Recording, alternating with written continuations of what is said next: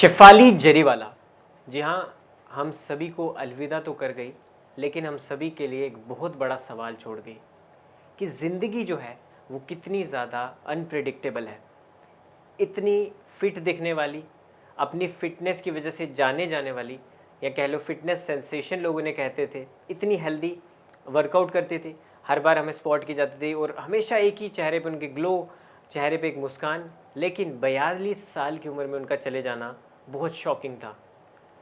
शेफाली तो चले गई, उन्हें काफ़ी लोग कांटा लगा गर्ल के नाम से भी जानते थे, लेकिन क्या आप जानते हैं कि शेफाली जरीवाला आखिर कांटा लगा गर्ल और नेशनल क्रश कैसे बनी? ये जो कहानी है इसके पीछे की, इसमें बहुत सारे पहलू हैं और आज जानेंगे कि आखिर एक नॉन फिल्मी बैकग्राउंड से आने वाली लड़की कैसे लोगों के दिलों में छा गई और बन गई कांटा लगा गर्ल एंड सोशल मीडिया और नेशनल क्रश। तो इन सब चीज़ों पे आज बात करेंगे, वीडियो को लास्ट तक देखिएगा। नमस्कार दोस्तों, मेरा नाम है अंकित चंदेल, आप देख रहे हैं इंडिया न्यूज़ का डिजिटल प्लेटफॉर्म। अहमदाबाद में पैदा हुई शेफाली जरीवाला एक आम परिवार से आती थी, एक एकेडमिक परिवार से आती थी। पिता जो थे वो सीए थे, मदर जो थी वो स्टेट बैंक ऑफ इंडिया में थी। दोनों ही हस्बैंड वाइफ जो हैं वो एक कॉरपोरेट वर्ल्ड से आते थे। एंड अगर बात करें तो एकेडमिक्स थे, काफ़ी ज़्यादा फोकस थे और चाहते थे कि बेटी जो है वो पढ़ लिख के अच्छी सी जॉब कर ले या फिर एक अच्छी जगह सेटल हो जाए। ऐसी मानसिकता थी जो कि एवरेज हम सभी के घर वालों की होती है। लेकिन जो बेटी है भैया, उनको तो कुछ अलग ही करना था। और एक दिन कॉलेज में जब वो बाहर कॉलेज के निकल रही थी तो उनकी नज़र पड़ी विनय सप्रू और राधिका राव। डायरेक्टर हैं दोनों, बहुत ही जाने माने लोगों को लॉन्च कर चुके हैं, सलमान खान से लेके तमाम कई सारे स्टार्स को लॉन्च किया है। और उनकी नज़र जब पड़ी शेफाली पे, उन्होंने जब देखा उनको तो उन्होंने कहा कि भैया ये लड़की हमारी अपकमिंग रीमिक्स वीडियो, जो कि पहली एक कमाल की वीडियो थी जो कि उस दशक में आई जब लोगों के पास स्मार्टफोन्स भी नहीं होते थे। तो सोचिए कि कितना ज़्यादा अमेजिंग था वो सोच पाना कि क्या ये जो लड़की है, जो एक आम लड़की जिसका फिल्मी कोई नाता नहीं है या फिर किसी फिल्म स्टार की बेटी नहीं है, वो हमारे म्यूज़िक वीडियो के लिए एक मॉडलिंग कर सकती है, हमारे म्यूज़िक वीडियो का एक चेहरा बन सकती है। तो वहीं से उन्होंने सोच लिया था कि शेफाली जरीवाला को हम कांटा लगा गर्ल में देखते हैं और उनकी जो चेहरे की मासूमियत है, जो एटीट्यूड है और जो एक ऑरा है, प्रेजेंस है, वो कहीं ना कहीं उस वाइब को मैच करती है।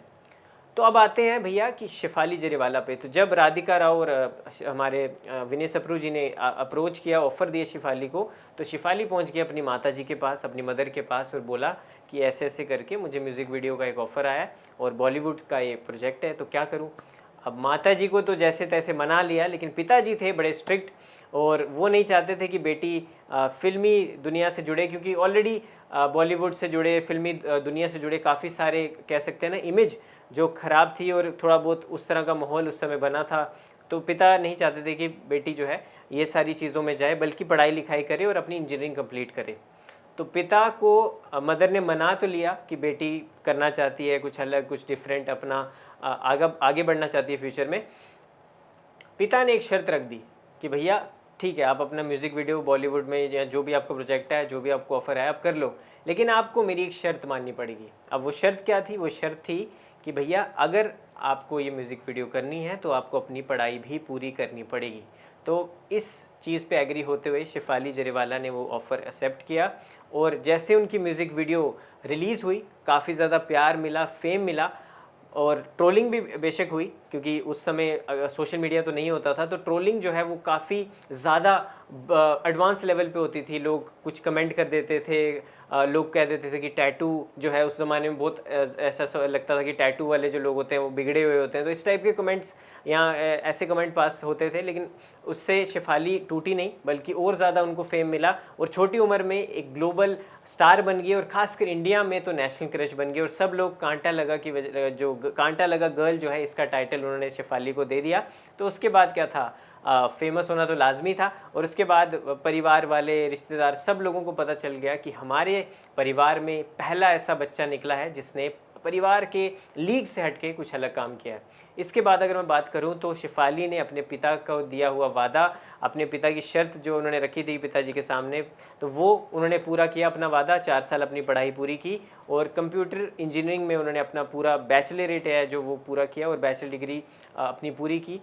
इसके बाद अगर मैं बात करूं तो अब आगे क्या हुआ, अब आगे ये हुआ कि 2002 में जब ये गाना आया कांटा लगा, इसके बाद काफ़ी सारे ऑफ़र जो है शेफाली के पास आने लगे, लेकिन कोई पीआर नहीं था, कोई मैनेजर नहीं था, बॉलीवुड में किस तरह डील की जाती है, बॉलीवुड की किस तरह अप्रोच की जाती है, किस तरह प्रोजेक्ट कॉन्ट्रैक्ट साइन होता है, ये सब चीज़ें कोई गाइड करने वाला नहीं था। अब जब गाइड कोई करने वाला नहीं था तो फिर वो अपनी पढ़ाई आगे कंटिन्यू करती रही। तो उसी बीच उनको 2004 में एक ऑफ़र आया जिसका नाम था मुझसे शादी करोगी, जिसमें अक्षय कुमार, प्रियंका चोपड़ा, सलमान खान, ऐसे राजपाल यादव, ऐसे दिग्गज कलाकार थे और उनके साथ एक कैमियो जो है वो शेफाली जरेवाला का रखा गया। और जब भी हम कांटा लगा गूगल पे सर्च करते हैं या मुझसे शादी करोगी सर्च करते हैं तो उसमें शेफाली जरेवाला का जिक्र भी होता है। और कहीं ना कहीं वो फिल्म भी इनके लिए एक बड़ा हिट थी, क्योंकि कहीं ना कहीं एक बड़े लेवल पे दोबारा से पहचान बन गई थी कि शेफाली जरेवाला भी एक नाम है इंडस्ट्री में। उसके बाद अगर मैं बात करूं तो शेफाली जरेवाला ने नच बलिए सीज़न 5 किया, नच बलिए सीज़न 7 किया, फिर बिग बॉस सीज़न 13 जो कि अब तक का सबसे बेस्ट सीज़न था, सबसे ज़्यादा टीआरपी के मामले में सबसे ज़्यादा आइकॉनिक सीज़न जिसे कहा जाता है बिग बॉस की हिस्ट्री में, वो सीज़न किया जहाँ पे सिद्धार्थ शुक्ला, आसिम रियाज, पारस छाबड़ा, माहिरा, हिमांशी खुराना, ये तमाम सारे दिग्गज इस पूरे सीज़न में थे। और इसी सीज़न के बाद उन्हें और पहचान मिलने लगी और उसके बाद आल्ट बालाजी के साथ भी उन्होंने प्रोजेक्ट किया। और उसके बाद की सारी हिस्ट्री तो आपको पता है, मुझे बताने की ज़रूरत नहीं है कि शेफाली जरेवाला का नाम कितना बड़ा है। तो ये एक कहानी थी जो हमने आपको बताई कि शेफाली जरेवाला किस तरह उनकी कांटा लगा गर्ल बनने की जो कहानी थी, क्योंकि वो कहती भी हैं अपने इंटरव्यू में, उन्होंने कहा था कि मैं ज़िंदगी भर ये चाहती हूँ कि मुझे लोग कांटा लगा गर्ल के नाम से ही जाने।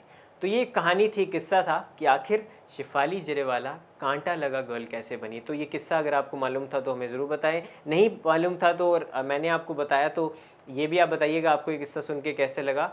और शेफाली जरेवाला बेशक इस दुनिया में नहीं है, लेकिन उनके गाने, उनके कैरेक्टर्स, उनकी जो आर्ट वर्क उन्होंने किया है, जो उनके किरदार हैं, आज भी हमारे दिलों में ज़िंदा रहेंगे। और इंडिया न्यूज़ की पूरी टीम इस मुश्किल समय में शेफाली जरेवाला के परिवार के साथ है। और मैं ये प्रे करता हूँ कि शेफाली जहाँ भी रहे भगवान उन्हें खुश रहे और उनकी आत्मा को शांति दे। फिलहाल दोस्तों इस वीडियो में इतना ही, मिलते हैं अगली वीडियो में, धन्यवाद।